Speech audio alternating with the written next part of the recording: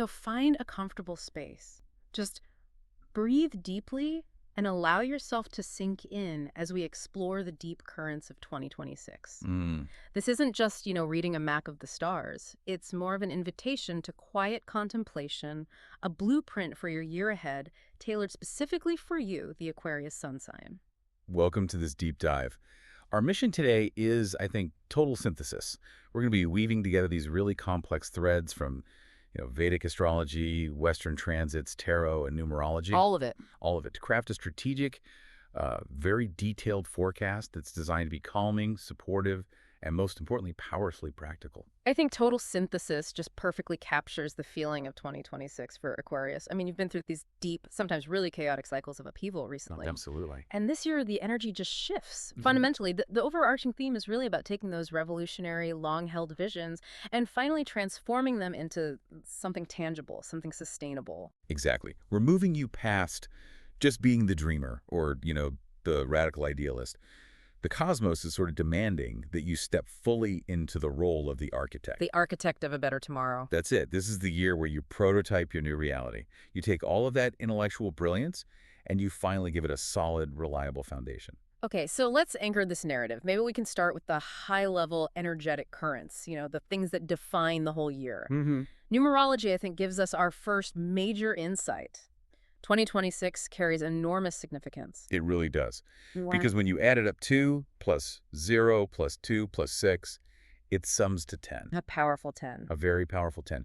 The vibration is a major activation point. In tarot, the 10 is the wheel of fortune. Right. Fate, movement, cycles of change. It's a sign that things are finally in motion and that stagnation you might have felt in the last few years is finally dissolving. I think it's so important to understand that shift by looking back, right? You Right. just spent 2025 in a 9-year. The hermit year. Exactly. So that was all about inner work, solitude, deep self-discovery. It was a very internal, psychological preparation. And those hermit years can feel so slow, almost frustrating. You might have felt like you were just constantly preparing or building a skill or refining a concept, but the launch button it hadn't been pressed. So if 2025 was about planting that seed in the quiet dark, Then 2026 is when the universe's gears finally engage and you see the sprout. so the wheel turning means all that internal exploration you sowed, it now starts to yield tangible outcomes. It's like Yeah. the universe is finally rewarding that deep, disciplined work even when, nobody was watching. Mm-hmm. But the wheel, by its very nature, can also be disruptive. What kind of chaos should you be prepared for? That's a critical question. The Wheel of Fortune isn't about passive luck. Mm. It's about alignment. So the disruption that might happen is simply anything that's currently misaligned with your new higher trajectory. So it's less about unexpected tragedy and more about things just falling away. Yes. Things that no longer fit. Old jobs, limiting beliefs, stale relationships. They just fall away quickly to make room for the new cycle. That sets the stage so beautifully for our guiding tarot archetype for Aquarius in 2026. The star. The star. It's pure hope, healing, spiritual clarity. And enduring some really complex, often psychologically tough cycles, the star is like this gentle messenger that comes to restore your faith Faith in your purpose, in your path. and in the inherent goodness of life. You'll notice a palpable shift, just a lighter, more optimistic energy entering your sphere. It suggests that the healing you've needed is now available. The sources mention that creative ideas will flow and kind people will appear. I really appreciate that emphasis on subtle guidance. It suggests the universe is sending these low-frequency signals, not, big dramatic signs. Absolutely. The star energy is very quiet. It's not dramatic at all. It means noticing those little things, the book title that catches your eye, that chance meeting that leads to a profound conversation. The spark of an idea that feels divinely inspired. Exactly. And the mandate here is just to trust that subtle flow. You're being encouraged to share your unique talent, because success comes when you fully trust your individuality and operate from that deep place of authenticity. This theme of radical authenticity is so powerfully reinforced by the major cosmic mandate this year, which is identity sovereignty. And it focuses squarely on your first house of self, of persona, of identity. This is where it gets really deep. It does, because this involves two simultaneous massive forces converging right on your self-concept. The first is the North Node of Destiny Rahu, which is this cosmic point of insatiable hunger and future growth. And Rahu enters Aquarius on July 26th. It does. Before we rush past that, I feel like we need to define Rahu for a second. Many people just know the North Node as a point of destiny, but in Vedic astrology, Rahu carries a really specific weight, right? It's associated with illusion, intense desire. That's such a vital context. Yeah. Rahu is the head of the dragon. It's where we feel this destiny-driven, almost obsessive hunger for growth, for what's new. And when the North Node returns to your sign, which only happens once every 18 years or so, Wow. it places the entire force of fate onto you. It accelerates your journey towards self-discovery and purpose, and it often brings this rapid, fated growth that demands you innovate and stand out. So for the next 18 months, destiny is actively trying to push you onto a new path that requires you to assert your unique gifts. And then at the same time, we have Pluto, The planet of destruction and rebirth. stationed retrograde in your first house in May. This is truly enormous, and it's a much longer transit. Mhm. Pluto's presence in your first house marks the beginning of a decade of unparalleled, slow-burn personal power. A whole decade. A whole decade. It signals the definitive end of any era of passivity or hesitation about who you are meant to be.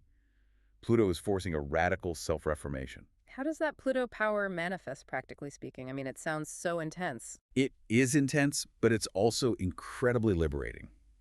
Pluto acts as the great eliminator, the great transformer.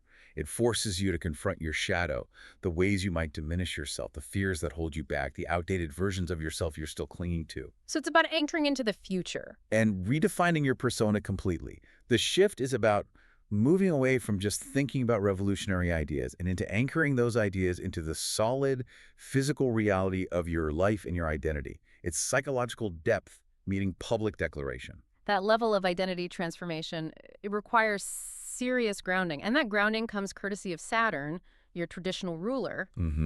So let's talk about the final closure of the infamous Sadi Sadi for those with the Aquarius moon sign. Yes, for Kumbh Rashi, 2026 marks the third and final setting phase of this 7.5-year karmic cycle. A cycle that's often described as one of the most challenging transits in all of Vedic astrology. It is. It's designed to strip away everything that isn't authentic. But the good news, the really good news, is that the psychological peak, the most intense mental pressure of the previous years, has already subsided. So that brings a deep sigh of relief. A very deep sigh of relief. Okay, so if the heavy lifting on the emotional and psychological front is easing, which is wonderful, where does Saturn shift the karmic focus for this final phase? It shifts profoundly to practicalities and accountability. Saturn remains in your second house, which is Pisces, for most of the year. And the second house is hyper-focused on tangible reality. Like what? Financial accumulation, the structure of your family relationships, the value you place on yourself, and the integrity of your speech. That is a very tangible reality check. So if the mental fog is lifting, Saturn is now demanding structure in the real world, specifically money and family. It sounds like the universe is handing you a mandatory audit. That analogy is perfect. And this placement, Saturn in the second house in Pisces, a sign ruled by Neptune, known for blurring boundaries, it has this unique dual impact. Tell us more about that. Saturn in Pisces. So on one hand, Saturn demands discipline and realism with your material resources. But because it's in Pisces, there's this element of almost spiritualizing or confusing money. How so? You might spend saved funds on humanitarian projects or find that financial boundaries with your family members just kind of blur. Saturn is slowing down financial flow to make sure that whatever foundation you build is durable and long-term. It's forcing you to link your independence to your financial reality. And what about the family relationship part and the integrity of speech? That can be a challenge for Aquarians, right? Who are often more comfortable with detached logic than emotional warmth. Exactly. This transit can cause strained relationships with immediate family. And the reason is, Aquarians, being so intellectually driven, can default to a detached, overly logical, or even harsh communication style when they're faced with emotional conflict. So Saturn is demanding integrity. Integrity of speech. The challenge is expressing your genuine feelings with warmth and patience, avoiding superficial pleasantries or detached analysis. Shani wants heartfelt care and consistency in your relationships, not just revolutionary ideas about how they should work. It sounds like a period where embracing simple, consistent discipline is really the antidote to deep stress. What are some of the specific remedies or actions recommended to proactively harness Shani's energy? Well, since this final phase can still manifest as financial imbalance or lingering mental stress, focused worship of Shani Dev is advised. Practices like the Shani Dash Shantiya Puja are meant to appease Saturn, seeking relief and restoring clarity. And for someone looking for daily, practical disciplines beyond ritual, The sources are very specific. These are actions that embody Saturnian humility and service. You're advised to serve the elderly regularly, to light sesame oil lamps on Saturdays, which is Saturn's day, and to be meticulous about keeping every single promise you make, no matter how small. Critically, you have to commit to turning at least one big revolutionary idea into disciplined action. No more procrastination. This is the mandatory building phase. the sources also suggest avoiding certain habits, right? Yes. To maintain the necessary clarity during this final phase, it's recommended to stay away from non-vegetarian food and excessive drinking.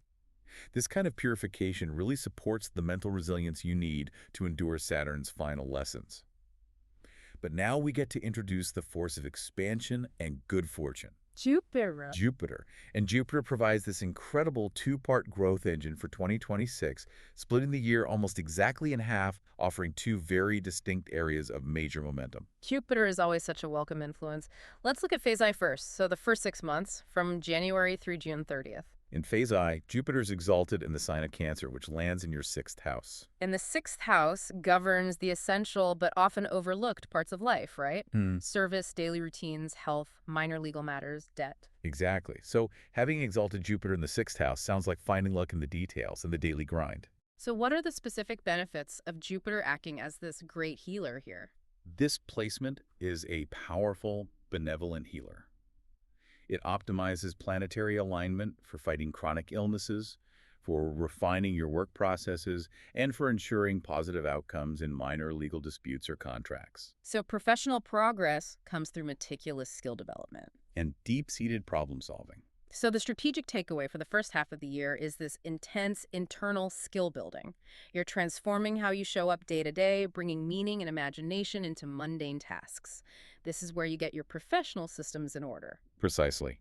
If Saturn is demanding the foundation, Jupiter is providing the resources and the luck to perfect the operational side of your life. You're not necessarily getting the big promotion yet, but you are becoming indispensable. So it's a time to specialize, get certified, turn vague systems into ironclad routines. Okay, let's track the movement. On June 30th, we pivot dramatically. Jupiter leaves that cozy, sentimental energy of Cancer and ingresses into Leo. Where does that land, and what does that signal? On June 30th, Jupiter makes its highly anticipated move into Leo and into your seventh house, where it will stay until July of 2027. This is a crucial, once-in-a-decade window for massive expansion, luck, and growth in your closest bonds. Your public alliances. Yes. The seventh house governs committed partnerships, marriage, business collaborations, and public visibility through those connections. So a phase of high was about refining yourself in private. Phase 2 is about collaborating and shining in public. It is a total shift in focus. The energy pivots dramatically from cozy, sentimental work behind the scenes to a much bolder, more dramatic self-expression that is facilitated through key partnerships. Leo emphasizes creativity, drama, visibility. So your relationships are no longer just about maintenance. They become the engine for your outward success. Exactly. And success in the second half of the year is tied directly to forging strong, high-visibility alliances, collaborating, and thinking outside the box with others. This is the relational renaissance we promised. And this movement supports relationships that move beyond just routine, right? Into a new paradigm based on intellectual companionship and shared vision. And mutual support for individual evolution. Okay, so let's dive deeper into that. The sources are so clear. 2026 is arguably the most important year for your partnerships in over a decade. Primarily because of that Jupiter transit and the critical eclipse cycle that spans the Leo-Aquarius axis. So for committed couples, the beginning of the year requires some honest reflection. It does. With Saturn putting pressure on that second house of communication and self-worth, misunderstandings from the past might surface. It might feel like a lack of warmth or a communication gap. It requires slowing down and having really open, honest conversations. But then once Jupiter ignites that seventh house in July, the energy shifts towards celebration and commitment. After that July shift, relationships move into this phase of heightened positive energy. Trust is renewed, intimacy deepens, and this period can bring major commitments. Weddings, starting a family, buying property together. Or just traveling more, launching joint creative projects. The key is that the relationship must support the bold expression of both individuals. For single Aquarians, this sounds like a massive shift away from deep introspection towards finding a partner. When does that romantic fire really light up? The romantic renaissance is strong, especially in the second half of the year. After October, really, new connections are likely to spark not in conventional ways, but in group settings, online intellectual communities, or through shared humanitarian missions. You're attracting partners that are described as co-conspirators in curiosity. I love that phrase. It's so Aquarian. It is. It suggests the mind is the main point of attraction, right? Absolutely. The intellectual connection has to be paramount. These are partners who engage your mind first, who challenge you, and who are comfortable with your radical, unique authenticity. They're people who can discuss the future of humanity one moment and then dive into deep personal emotions the next. Are there prime windows for meeting someone significant? And any cautions? Auspicious windows definitely appear in June, just before the shift, and then again in August, right around that second major eclipse. But the sources distinctly caution against impulsive commitments early in the year. The first half is for shedding outdated templates and healing your self-worth You need a strong sense of self first. before you invite this expansive, committed energy in. Okay, now we have to address the catalysts for sudden, fated change. The eclipse cycle across the Aquarius-Leo axis. The eclipses are always dramatic. They reveal karmic truths, and they act as these powerful cosmic resets. And the Aquarius-Leo axis is the ultimate conversation between the individual, which is Leo, The heart, the ego. and the community, which is Aquarius, the collective, the circulatory system. These events force you to confront dead constellations of relationships and stale ways of presenting yourself to the world. Let's break down the timing. First, we have the annular solar eclipse in Aquarius on February 17th. This is a monumental personal reset because it falls in your sign. A solar eclipse starts a new chapter. It opens a new path in your identity and your connection to collective progress. So this is the moment, amplified by Pluto being there, that urges you to redefine your persona. And assert your needs without apology. To definitively choose the incarnation and style that truly suits you. And this is followed by a corresponding event later in the year, the solar eclipse in Leo on August 12th. This one falls squarely in your 7th house of partnerships. And because the South Node is in Leo during this cycle, the emphasis is on releasing ego-driven validation.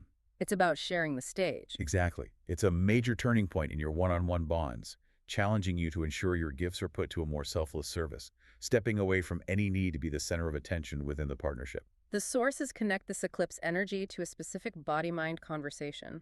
Leo ruling the heart, Aquarius ruling the circulatory system. And that connection is key for wellness. The eclipses emphasize the profound link between what causes and ideals drive you and how you lead your life. You have to confront and release those relationships or platforms that feel stagnant or require you to compromise your heart To return to the beating heart of your passion and purpose. and restore health to your entire system. Okay, let's pivot to the professional sector. The career blueprint for you in 2026 is described as mixed. It starts with strategic caution, but it concludes with massive potential. The year starts slowly. The first half is characterized by strategic planning and skill development, thanks to Saturn. You might experience limited growth opportunities or minor workplace miscommunications. The universe is just making sure your process is perfect before it allows for expansion. So patience and meticulous execution are key early on, but the momentum shifts drastically after June. The second half of the year is highly promising. Successful collaborations, job changes, promotions. The consensus is that your career path moves away from the traditional corporate ladder and towards a global, technology-driven stage. Success is tied to alliances and leveraging innovative platforms. Exactly. We touched on Rahu earlier, but how does its influence affect career risk and office politics? Well, Rahu, sitting in your first house, can definitely increase ambition, but it also carries the potential for illusion or distraction. So this requires caution against getting involved in any kind of office politics or letting yourself be distracted by ego-driven pursuits Rahu loves intensity, which can lead to overcommitment. or carelessness. The advice is really stringent. Do your work with complete seriousness and ethical integrity. Since Saturn in the second house is watching accountability, any professional shortcuts you take will be swiftly corrected. We have to dedicate some time to one of the most critical planetary events of the year, the rare Saturn-Neptune conjunction. This is a technical highlight that speaks directly to the core Aquarian mission. So this conjunction happens on February 20th in Aries, and that's your third house of communication and the mind. And this is truly epical. Neptune, the planet of dreams and the ethereal, hasn't been in Aries, the sign of bold action, since 1875. Wow. And now you have Saturn, the planet of hard structure and discipline, colliding with it. It sounds like the ultimate internal clash. An overwhelming, visionary idea meets a brick wall of reality. How does that collision work in the third house? The third house governs your immediate environment, your ideas, how you communicate them. Everything from writing emails to launching a podcast. When Saturn and Neptune clash here, it forces this profound reconciliation between limitlessness and limitation. Neptune inspires the dream, the revolutionary thought. And Saturn demands the business plan, the budget, the specific timeline, the systemized action. The genius of the Aquarian mind is in the ideas, but Saturn is saying, prove it, make it real. Exactly. This rare alignment tests every single one of your dreams for sustainability. It's forcing a commitment to long-term aspiration. Saturn demands that your revolutionary thoughts be transformed into concrete, reproducible systems. Platforms, curricula. You're being so strongly encouraged to take those long-held ideas, that book, that app, that community program seriously, to turn the concept into something tangible you can hold and launch.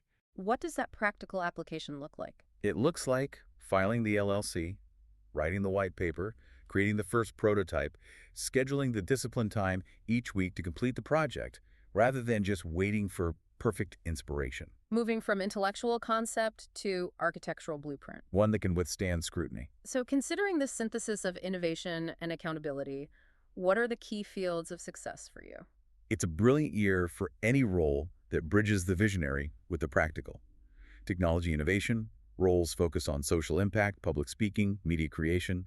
Success is deeply tied to collaborative intelligence and the ability to think outside the box while adhering to high standards. And the sources indicate that long-term contracts are especially favored in November and December. Yes, that embodies the stability that Saturn is demanding. Okay, let's shift our focus to financial strategy. The overall narrative here is one of linking your independence to accountability. It's a tension that Saturn creates brilliantly. For you, financial freedom often means the liberty to pursue unconventional passions. Saturn in the second house of finances is forcing you to realize that you cannot sustain that freedom without a stable, durable foundation. The structure must exist to support the idealism. Exactly. We mentioned Saturn in the second house in Pisces earlier. What specific challenges does that create for cash flow? Saturn's placement in Pisces makes saving money difficult because financial boundaries can feel blurred. This often manifests as irregular cash flow, unforeseen expenses, maybe you're related to your humanitarian interests, or having to spend saved funds on necessary life repairs. So it might feel irregular, even stagnant in the early months. So hypervigilance in budgeting. But what about opportunities for wealth accumulation? Jupiter is the lord of your profit house. And Jupiter's working in your favor. It rules your profit sector, and it strongly aspects that sector until June 2nd. So if you maintain that discipline in your daily work routines, good profits and stability will follow. And what about leveraging your innovative streak? How does the Uranus transit play into the financial plan? The ongoing Uranus transit strongly encourages exploring side hustles that feel more like hobbies or innovative high-tech investments. Think blockchain, sustainable energy, future-oriented tech. So creative skills, digital work, intellectual property are growth areas. Provided you stay intensely consistent. What's the recommended investment strategy? Should you be chasing short-term gains? Absolutely not. Saturn demands permanence. Investment prospects are highly favorable for long-term strategies, particularly ethical, sustainable, or future-oriented funds that resonate with your values. And avoid. Avoid any high-risk financial speculation, and crucially, avoid informal financial deals or large loans with friends. The Pisces-Saturn influence can blur the boundaries between friendship and debt and lead to a lot of strain. The sources also mention a clear path for clearing old debt. Yes, that's a major benefit of Jupiter being exalted in your 6th house during the first half of the year. This placement strongly supports clearing old debts, consolidating financial obligations, and even getting approval for necessary new loans. So that first half of the year is your prime window for stabilizing cash flow. And achieving that solid financial foundation that Saturn requires to sustain all your future visionary plans. This brings us to physical harmony, an essential topic given the intensity of all these transits. Health must be a priority. It may remain delicate due to the combined pressures of Saturn demanding structure and Rahu demanding constant activity. Aquarius traditionally rules the nervous system, ankles, and circulation, so the key is managing the harmony between your revolutionary mind and your often overstimulated body. What specific areas of the body need extra attention? And what might the symptoms of imbalance feel like? You have to pay specific attention to blood circulation, your ankles and feet, the health of your nerves and your skin, and symptoms often manifest as that classic Aquarian feeling of being wired but tired. Mental overstimulation, headaches, digestive issues linked to stress. Sleep disruption, mood swings. Mental stress and overthinking, which are fueled by Rahu's drive, can lead directly to physical exhaustion, It sounds like the cosmos is sending a very clear, non-negotiable command for routine. which can be so challenging for the freedom-loving Aquarian. But it is the single most important prescription this year. Saturn demonstrates so clearly how strange schedules, lack of quality sleep, and mental overload negatively impact your system. So the required discipline is simple. Establish a consistent, non-negotiable routine, especially around sleep. What does that prescribed, calming self-care routine look like for you? It includes daily, non-intense physical movement, walking, gentle stretching, grounding exercises like spending time barefoot outside, and crucially, a strict digital detox must be implemented, especially before bed. Your body will naturally crave simpler things. High-quality water, better sleep consistency, and fresh air to calm that overactive nervous system. Why the emphasis on a digital detox specifically? Because you're so intellectually attuned to technology and information, there's a real risk of mental overload. The digital detox acts as a necessary buffer, protecting your highly sensitive nervous system from the very information flow you thrive on. And what about restorative practices for the deep internal healing needed during that final side sati pressure? Calm methods are essential for nervous system care and preventing burnout.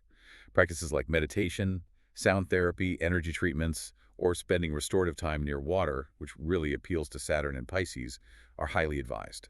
Mental well-being and self-care are your primary defenses. They are. And finally, a simple remedy the sources offer for attracting positive, gentle energy. To counteract any harshness from the Saturn-Rahu influence on your first house, and just to attract gentle and loving energy into your sphere, the sources suggest using a floral-scented perfume daily. We have covered so much. The final karmic closure of Sad Sati, that epical Saturn-Neptune conjunction, the incredible relational expansion promised by Jupiter. It's been a profound journey.